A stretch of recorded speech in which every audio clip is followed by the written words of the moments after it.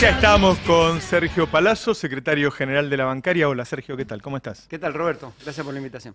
Bueno, en una instancia importante, ¿no? Porque con semejante inflación hay que discutir salarios, condiciones de laburo y está complicado. Sí, nosotros hoy tenemos una paritaria complicadísima porque no solo hay que hacer un análisis de lo que significa el impacto inflacionario sobre los ingresos, sino que además tenemos el agregado que nuestro sector tributan los trabajadores, muchísimos trabajadores impuestos a las ganancias. Claro. Y esto tiene un impacto fuerte, entonces por ahí uno resuelve una paritaria bien, favorablemente, con porcentajes que no pierden contra la inflación y quizás le gana un poquito, pero sobre el sueldo bruto, cuando determinás el sueldo neto, no es el mismo porcentaje porque hay una variación en las categorías del impuesto a las ganancias que va saltando Comprendo. y que implica que percibís menos de lo que ha sido la inflación. O Y sea está que, trabada ahí. Bueno, esperemos que el sector empresario, nosotros hemos pedido ahora que el sector empresario, antes de discutir porcentaje, se haga cargo de una parte, por lo menos, de lo que están pagando los trabajadores impuestos a las ganancias. ajá. Hasta ahora la respuesta es negativa, ellos sostienen con su criterio economicista de siempre y de maximización de rentabilidad de que es un tema tributario, de que ellos no tienen por qué pagar esa parte del salario, pero no menos cierto es que cuando el gobierno de la ciudad se quedó sin toda la coparticipación que tenía, les aplicó un impuesto que pagaron gustoso, ellos llevan pagando, no ellos, lo pagan, Buen punto. lo pagan los Los clientes de los consumidores. bancos. Claro, Ujú. metieron impuesto a los sellos sobre las tarjetas de crédito y eso le representó proyectado a 2023 45.000 millones de pesos de recaudación y agregaron 8,5%, le pusieron de ingresos brutos a los PASE y la LIC de los bancos, con lo cual recaudan 65.000 millones más. Quiere decir que los bancos ahí, si es para Rodríguez Larreta, no tienen problema, si es para los trabajadores, sí. Claro. ¿Y qué van a hacer? ¿Vas a hacer una conferencia de prensa hoy? Mirá, probablemente cuando terminemos la audiencia de hoy, que no tengo expectativas porque hemos Ajá. estado charlando, pero no avanza la conversación, seguramente nosotros vamos a anunciar alguna medida de fuerza, porque nuestra paritaria finalizó en diciembre y todavía no hemos podido cerrar la del año pasado, que tenía que tener una revisión en diciembre, si bien quedamos ahí cerquita, 94.1 firmamos, 94.8 la inflación, pero no se ha cerrado. Hemos cobrado enero ya sin el aumento salarial correspondiente a la paritaria 2023, que debería estar cerrada, y por los tiempos seguramente vamos a estar llegando a febrero y no estar cobrando. Antes que termine el mes de febrero seguramente alguna medida de fuerza va a haber. Ujú. ¿Me fuerza que es un paro? Un paro, sí, concretamente. Ajá. Así que se vienen paros bancarios. Así es, si no hay una respuesta, y vuelvo a decirlo, nosotros entendemos y hemos presentado también en nuestra función ahí, somos 3 diputados nacionales que provenimos de la estructura de la bancaria, hemos presentado junto con otros diputados sindicales una modificación de la ley de impuesto a las ganancias que no ha sido tratada, y mientras eso se trate, nosotros queremos que las empresas ayuden a hacerse cargo de esto, porque hasta ahora el único esfuerzo lo hace el trabajador. ¿Es bajo a tu criterio el mínimo no imponible para ganancias? El mínimo no imponible tiene distintas distorsiones. Mm. Uno, la primera es que debería tener alguna medición de otro tipo que no sea solamente por RIPTE. Nosotros en el proyecto planteábamos 10 salarios mínimos vital y móvil o el equivalente a 5 canastas familiares tipo 2 totales que produce esa información el INDEC. Ujú. También el otro problema que tiene es que si bien vos tenés exceptuados de pagar impuestos hasta 403.000 pesos, lo menos cierto es que las escalas empiezan en 170.000 pesos. Quiere decir que cuando vos ingresás a pagar, no ingresás a pagar los primeros tramos que son el 5% sobre el excedente o el 9%, empezás a pagar el 31% o el 35%. Entonces se vuelve abstracta las primeras escalas. Nosotros proponemos que arranque directamente en el monto del exceptuado porque ahí le daría un equilibrio fiscal y más justo, ¿no? Claro, o sea, si vos empezaras con el 5%, ganás 4,20, pagás el 5 de 20, Claro, una luca. exactamente. Claro. ¿Y cómo? Yo el otro día me reía porque me decían, no, están los sindicalistas combativos, el Palazzo, qué sé yo, y los otros. Yo, que sí que hay sindicalistas que no son combativos, porque dentro de lo que está ocurriendo, o sea, lo que está ocurriendo es una caída de la participación de los trabajadores en los ingresos totales dramática. Es peor hoy, incluso, que en la época de Macri. Luego de la pandemia, esto ocurrió en muchos países del mundo, la participación cambió a favor de los empresarios. Hay Así es. una parte de eso que puede tener que ver con el Poder Ejecutivo y las políticas del Poder Ejecutivo, y otra parte no recae en ustedes, en el sindicalismo. Mirá, hay responsabilidad del sindicalismo, está claro. Yo tengo por lo menos la visión de defender a los trabajadores, y eso no significa ser combativo o dejar de serlo. Hago lo que tengo que hacer. Aclaremos que lo que se da siempre es un promedio, la participación de los trabajadores está en el 30 y pico por ciento, pero da 30 y pico por ciento porque hay dos gremios que estaban en el 60, que son ustedes y los camioneros. Sí, el informe que hiciste en el Destape hace un par Así de es, meses. Sí, así sí. es. Es decir, si no fuera por ustedes que mantienen tan alta la participación de los trabajadores, el promedio sería más bajo todavía. Mira, hay un dato que es muy importante y relevante y va en línea con lo que vos decís. Cuando uno toma el salario promedio hoy de la Argentina del sector privado y lo lleva o lo traspola a años anteriores, vos tenés una pérdida en los 4 años de Macri de 50.000 pesos por trabajador. Y si le agregás esta gestión del Frente de Todos, llegás a 57.500 pesos. Quiere decir que tuviste una fuerte pérdida en el gobierno de Macri y tuviste no recuperaste nada y Claro. tuviste una pérdida. Eso es lo que en un salario promedio de la actividad privada es lo que pierde por mes un trabajador por aquellas políticas y por no haberlas resuelto correctamente ahora. Te digo más, hicimos otra cuenta y dijimos, bueno, ¿cuánto ganaron de más los empresarios con este cambio en estos 8 años? Y nos da que los empresarios ganaron casi 80.000 millones de dólares. Esos 80.000 millones de dólares se compraron, fueron al contado con liqui Sí. y compraron, con lo cual lo que vos le sacaste al trabajador y quedó en manos de los empresarios presionó Fue la sobre el fuga. tipo de cambio. Claro. Además, cuando se va Cristina Fernández de Kirchner del poder en el 2015, la participación del salario sobre el PBI en la Argentina era 52%. En el gobierno de Macri cae promedio 45, 7 puntos. Ujú, Y en el gobierno del Frente de Todos termina en el 43,6. claro. Esa es la diferencia que yo te hago sobre el sueldo promedio, Sí, de que sí. son 57.500 Claro, pesos aproximadamente. claro. Hay una transferencia de ingresos que se la sacaste del bolsillo del trabajador y terminó en mano de una maximización de rentabilidad del sector empresario, que además de haberle escamoteado en el bolsillo al trabajador, también tiene una sobre rentabilidad a partir de la desmedida suba de precios que existe en la Argentina. Explícame por qué el azúcar subió 200% este año, si la inflación fue 95 en el 2022. Claro. Explícame por qué el aceite subió 170, 180%, si la inflación fue esto. Entonces, son los mismos que te piden que le vendas dólar a precio oficial para comprar insumos, pero después cuando tienen que liquidar divisa te dicen, no, flaco, a mí me pagás el dólar al precio que yo quiero, casi a modo de chantaje, Claro. y tiene que aparecer el dólar soja 1, que tuvo un costo fiscal de 420.000 o 30.000 millones de pesos, el dólar soja 2, que tuvo un costo fiscal de 250.000 millones de pesos, y después cuando le viene la mala, como la sequía es, si no me ayuda el Estado hay problemas, entonces hay que Claro. subsidiarle préstamos, y hay un nuevo paquete de medidas de más de 60.000 millones de pesos en créditos y subsidios de tasas ahora. ¿Qué estás viendo de la interna del Frente de Todos, de quiénes son los probables candidatos? ¿Qué opinas? No me gusta lo que está pasando, no me gusta la división, no me gusta porque más allá de las diferencias claramente enfrente tenemos el poder, el establishment, ¿no es cierto?, el poder mediático, el poder económico, que son los titiriteros de la película. Esto es así. Pero también no me gusta el cariz que tomamos cuando tenemos que resolver cosas. A mí esto de la mesa que se va a armar y si es una mesa electoral no me gusta. Para mí ni se junten para eso. Ujú. Nosotros tenemos que resolver los problemas los argentinos porque hemos incumplido parte del contrato electoral, por diversos motivos. Lo hemos incumplido.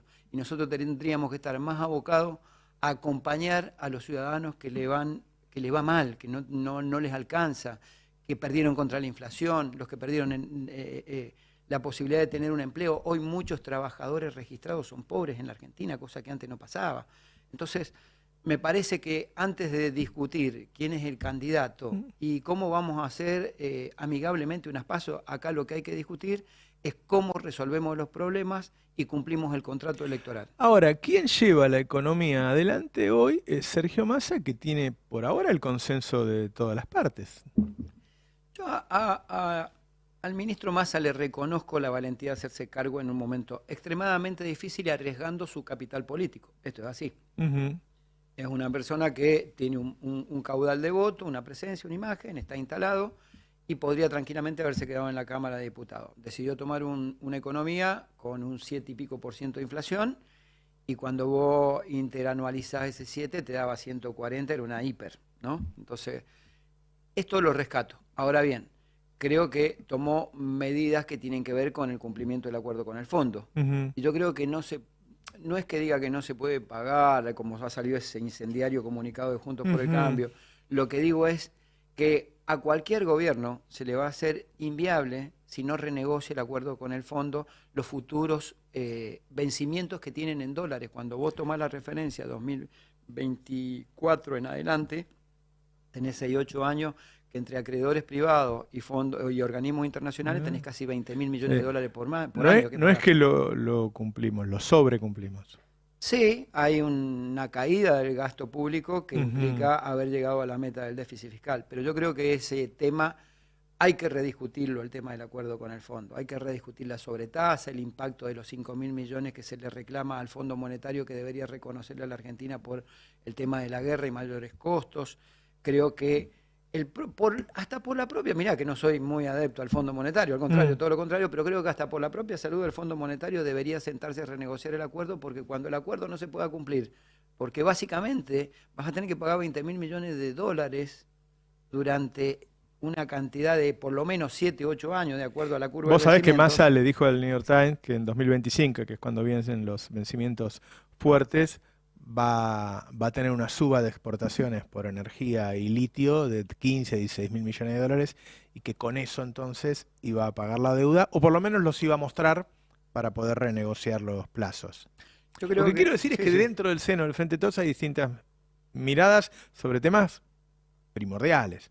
Yo siempre pregunto, ¿por qué en 2019, antes de la elección, no se discutieron cosas tan nodales como qué iban a hacer con el fondo? Sí, hay que verse si se discutió y esos acuerdos no se cumplieron. A mí Si me no dicen se discutió. a mí me dicen que no, pero bueno, no Si importa. no se discutió. Bueno, pero en definitiva lo que quiero decir es que más allá de esas políticas que ha impulsado Sergio Massa, y por eso creo que nosotros desde los sindicatos y desde los sectores populares, los que tenemos que pelearnos con los empresarios día a día porque ganarle a la inflación o por lo menos empatarle, no podemos dejar de subrayar un hecho, y es que las medidas económicas que ha tomado el gobierno a partir de la presencia de Sergio Massa en el ministerio tienen un costo fiscal de casi 1.600.000 millones de pesos, que también fue transferencia al sector empresario. Te lo acabo de enumerar. 400 y pico mil millones el dólar soja 1, 200 y pico mil millones el dólar soja 2, 360.000 millones el arreglo con Camusi. Podemos seguir agregándole cosas y vas a llegar casi a 1.500.000 millones de pesos, 1.600.000 millones. Entonces creo que hay que discutir cómo recomponer los ingresos de los argentinos que la están pasando mal. Para mí eso es central, porque esa plata no se va en fuga, como vos bien explicabas recién. No es que vos transferiste del bolsillo del trabajador al empresario y este generó un mayor volumen de la economía y mayor empleo y mayor recaudación para el Estado porque todos aportamos más. No, se la llevó al dólar y del dólar se la llevaron afuera si pudieron. Acá el laburante lo que hace es consumir, y consumir significa dinamizar la economía. Por eso creo firmemente que hay que tener una política de ingresos mucho mejor de la que se ha tenido y de mejor distribución del ingreso. Y hay en el peronismo, no digo que haya uniformidad, pero ¿no está lo suficientemente dividido ideológicamente hoy el peronismo como para que por ahí no se pueda llegar a esos acuerdos? Por ahí no, mirá, por ahí vos pensás que no. Yo creo vos que conocés a todos los actores. hay que mirar en la política en una integralidad y también lo que pasa en otros lugares del mundo. Yo creo que el esquema bipartidario en la Argentina desde hace un tiempo empezó no a fracasar, pero empezó a tomar o a mutar. Y hoy, en lugar de hablar de peronismo, radicalismo, peronismo, pro, vos tenés que hablar de coaliciones, porque hay dos coaliciones. Sí. Y la verdad que como todas las coaliciones, la verdad que las dos coaliciones, la anterior y esta, no han funcionado del todo bien. Al contrario, te diría más mal que bien. Claro. Entonces son pasos que hay que ir dando y tiene que haber adultez y madurez para fijar objetivos y políticas comunes y políticas de Estado y transitar sobre esas políticas. Pero además hacerlas públicas, hacerlas claras. Vos dijiste bien, esto se discutió, ¿por qué no se discutió antes?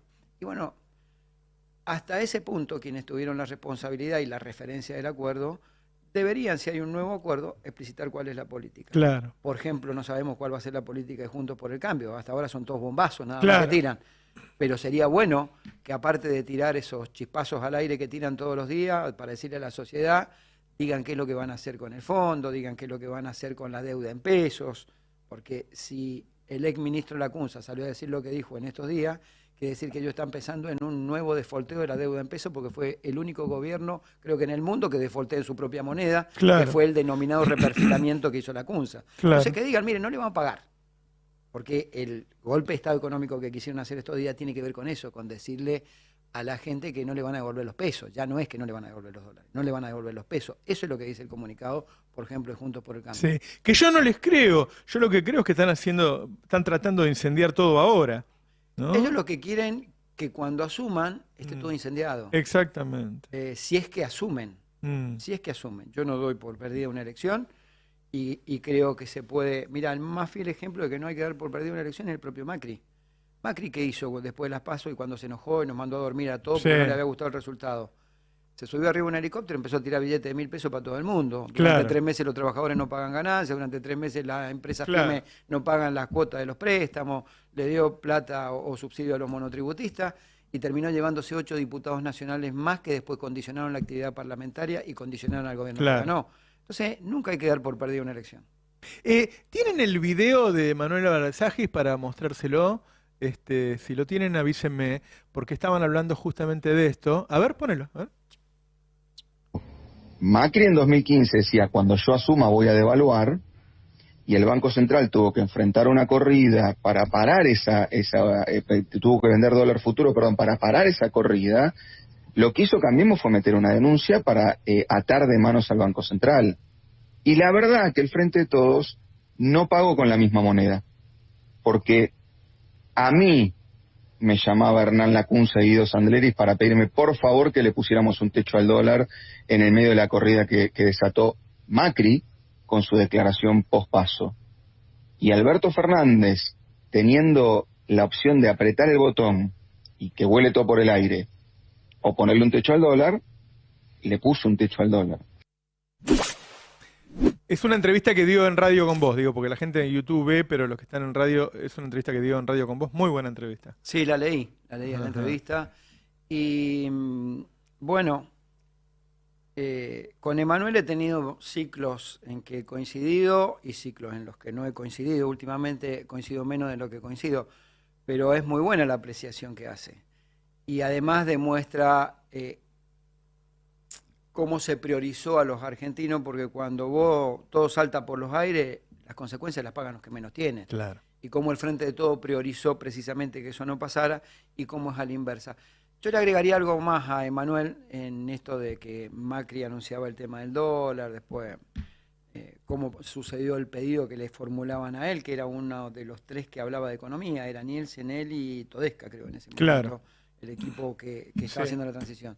Acordate que la derecha está acostumbrada a esto. Lo hizo Cavallo con Alfonsín cuando dijo el dólar recontra alto y estalló la Argentina. Claro. Torcuato Di Tella dijo eso. Claro, Torcuato Di Tella. Bueno, pero era es una consecución del pensamiento de la derecha. Que cuando gobierna un sector nacional, un sector popular o que viene de masas populares, se tiene que ir vulgarmente diciéndolo, escupiendo sangre, cuestión de que la gente lo señale. Claro. Y además tienen la poderosa ayuda de grandes medios de comunicación para que esto sea reflejado una y mil veces a través de títulos cada media hora en los canales de noticias para refrendar esta situación. Yo lo que veo, no sé qué pensás vos, es que donde hay una diferencia muy grande con el resto es con Cristina. Cristina tiene características como política muy distintas a todo el resto y tiene un proyecto político en la cabeza que hoy por hoy es muy distinto, que se ve poco en el mundo, hay que decirlo, la verdad. O sea, ya no tiene los compañeros que tenía de la Patria Grande y qué sé yo, que están un poco desperdigados, cada uno en sus circunstancias, y que hoy se ve poco. Entonces, ahí es donde yo veo que cada vez se hace más difícil la negociación de medidas, porque ella, no sé si llamarle de izquierda o popular o qué sé yo, pero Cristina tiene lineamientos de los que no se corre. Yo creo que han dado buen resultado cuando fue gobierno, claramente, ¿no? Y del otro lado hay pensamientos que no digo que son como los de Juntos por el Cambio. Ninguno es como los de Juntos por el Cambio. Pero son distintos a los de Cristina. Cristina, más allá de ser la dirigente más notable en este tiempo de la Argentina, y tiene una particularidad que no tiene ningún otro dirigente de la Argentina, y es que marca agenda ella, no se la marca. Claro. Cristina genera agenda. Y vos vas a decir, esa ventana es gris, y si para ella es blanca, te va a explicar por qué es blanco, y no va a ir detrás de la agenda tuya que la ventana es gris. Claro. Entonces, cuando un dirigente político genera agenda y tiene el coraje y la valentía que tiene ella, son las persecuciones que sufre. Porque, y fíjate una cosa, ¿cuántas tapas de Clarín tiene en el lomo Cristina? ¿Cuántas veces la llamaron? 8 veces el mismo día a declarar en indagatoria. ¿Cuántas causas le abrieron? ¿Cuántas ríos de tinta, horas de televisión, horas de micrófono de radio? Y sin embargo pasa el tiempo y sigue siendo la dirigente con mayor expectativa de voto que hay en la sociedad. Entonces, cuando eso pasa, lo que necesita el poder es eliminarla. Por eso la proscripción de Cristina. Porque necesita eliminarla de la escena política. Por eso la proscripción significa que no puede ocupar cargos de por vida. Acá nadie quiso investigar nada porque esa causa es un mamarracho directamente. Entonces lo que buscaron fue lisa y llanamente la proscripción de la dirigente política que confrontó con las corporaciones y que además de eso genera agenda propia, que la agenda propia tiene que ver con los intereses de las mayorías y no de las minorías. Claro. Entonces, contra esa dirigente es contra la que van. Yo siempre suelo decir que Cristina Presa es el deseo lacaniano que tiene el poder, pero en el fondo lo que quieren encarcelar son políticas de inclusión y que nadie se atreva a discutirle o confrontar con las corporaciones. Ese es el fondo de la cuestión. Así es. Bueno, si no tenés una respuesta, se viene un paro bancario. Sí, nosotros seguramente hoy, después de esto, vamos a convocar, bueno, ya el plenario se reunió hace 2 días, plenario de secretarios generales, nos facultó para tomar medidas porque ya se veía mal la negociación. Y seguramente el lunes, después de la reunión de hoy, haremos un análisis y el lunes se reunirá el secretariado para fijar una fecha concreta de medida de fuerza si no hay respuesta. Muy bien. Como siempre, y lo he hecho otras veces y me gusta hacerlo en público, te felicito por tu laburo. No, gracias, y gracias a ustedes siempre. Son la voz de mucha gente que no tiene voz y que a veces se te cierran las puertas y son son la verdad. Del otro lado no podría decir que son la verdad. Gracias. Ya venimos, dale.